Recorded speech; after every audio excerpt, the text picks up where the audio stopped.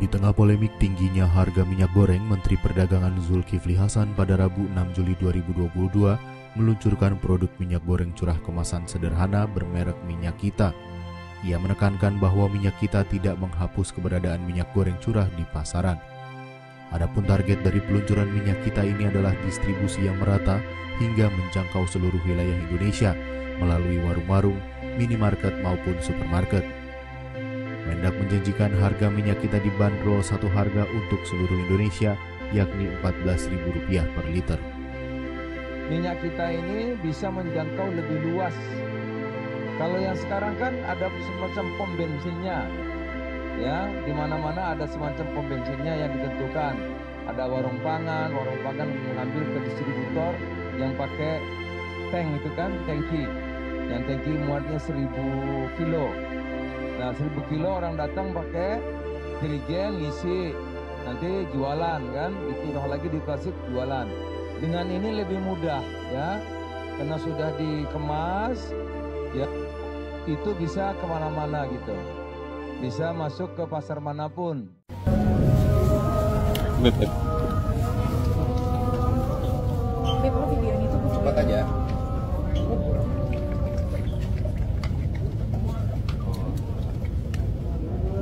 Berapa? Sampai 1.400.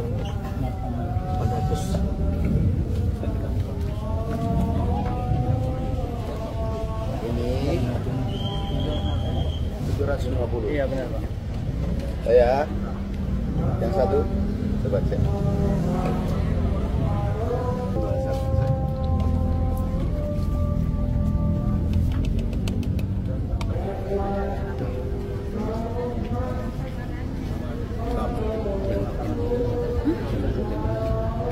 Yang bener di mobil gue.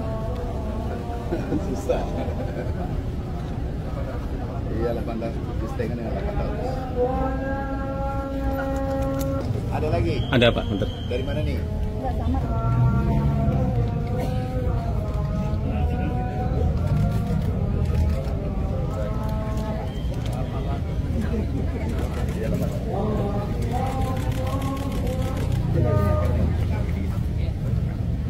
Masih ada sedikit.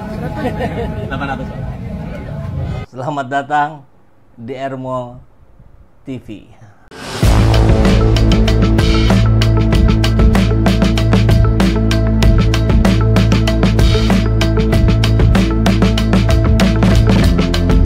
Bersama saya, Saiful Zaman, kebaikan yang terorganisir akan selalu mengalahkan kejahatan.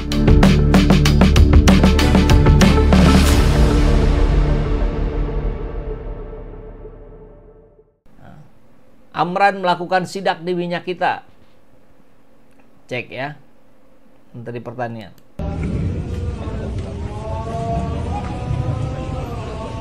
Ini 750. Iya benar.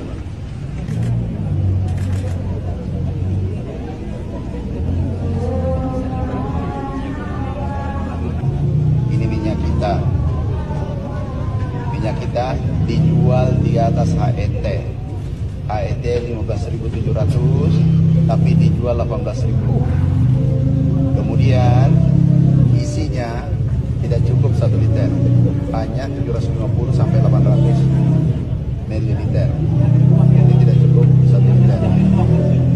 Ini kita di bulan suci Ramadan mencari pahala, sibuk mencari pahala, tapi saudara kita ini mencetak dosa di bulan suci Ramadan. Jadi kami minta ada PT-nya nih, PT Arta Eka Global Asia. Beda lagi sama yang tadi. Kami minta diproses, kalau terbukti ditutup. Kami minta diproses, bila terbukti disegel ditutup.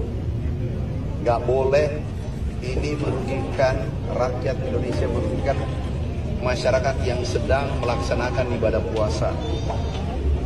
Dan di luar ibadah puasa, ini tidak boleh terjadi. Di sini tertulis 1 liter, tetapi hanya 0,75 liter, 0,8 liter. Bila terbukti, diproses, ditindak, disegel. Pak Menteri, Ini kan sudah terbukti. Perlu bukti apa lagi Pak Menteri? Waduh, gimana ini? Ini dulu proyeknya Zulkifli Hasan ya? Iya. Ya udah, ganti saja labelnya jadi 700 ml. Case close. Ya terus kerugian yang sebelumnya gimana? Yang sudah bertahun-tahun berapa triliun itu? Ini memang terjadi dari dulu. Dan tentu tidak boleh berlangsung terus-menerus. Harus ada tindakan yang tegas. Kalau tidak, ekonomi hari ini nih melemah.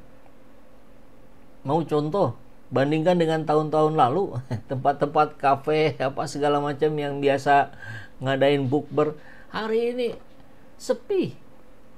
Jauh dibandingkan tahun-tahun lalu. Ini sekedar bukti nyata bahwa ekonomi ini sedang melemah. Terus ditambah dengan cara-cara yang seperti ini, cara-cara yang makin melemahkan. Apa kata dunia? Jadi kasus botol minyak goreng merek minyak kita yang labelnya 1 liter tapi isinya 700 ml adalah masalah serius yang melibatkan pelanggaran terhadap konsumen dan standar produk. Tanggung jawab ini. Siapa? Ya, saya kira tidak bisa pada satu pihak. Tentu lebih dari satu pihak yang harus bertanggung jawab. Memang nanti ujungnya adalah investigasi. Seperti apa hasil investigasinya, tapi ini harus dilakukan dengan cepat. Kalau perlu sebelum lebaran ini harus sudah selesai.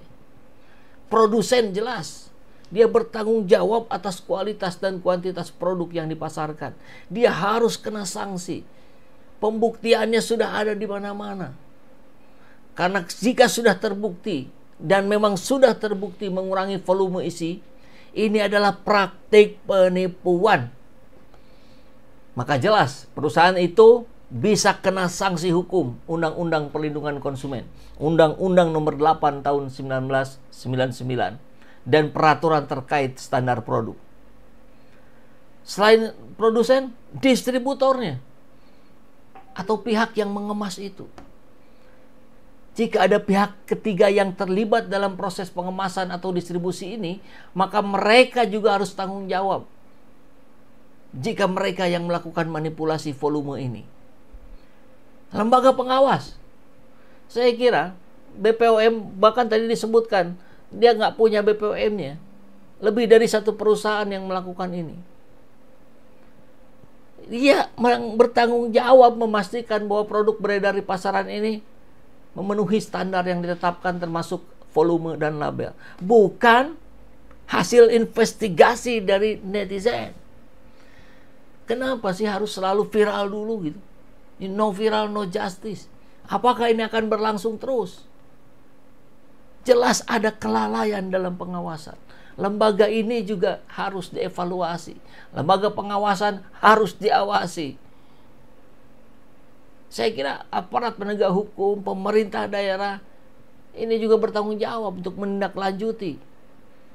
Karena kalau ini terjadi di seluruh Indonesia, ya jelas kerugian yang terjadi pada rakyat ini triliunan.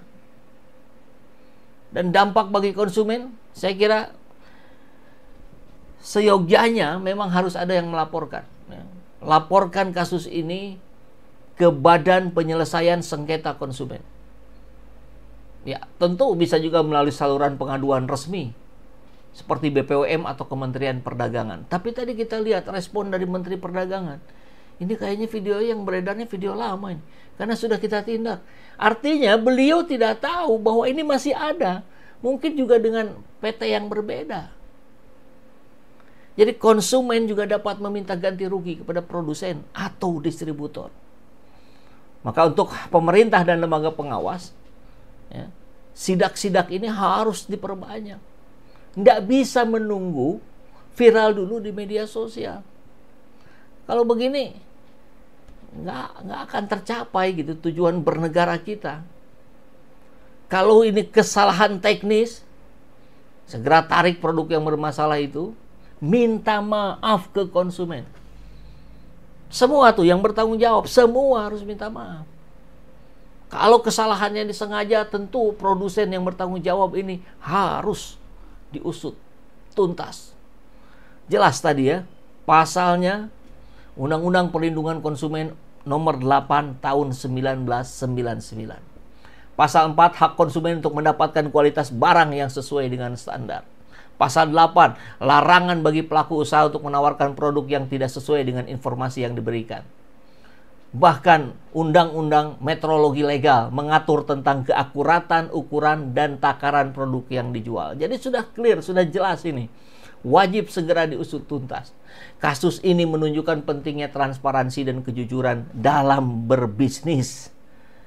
Tentu peran aktif pengawasan pemerintah, kesadaran konsumen yang sudah baik hari ini juga patut diapresiasi. Bukti sudah ada pelanggaran. Pihak yang bertanggung jawab harus segera menghadapi konsekuensi hukum dan memberikan ganti rugi kepada konsumen yang telah dirugikan.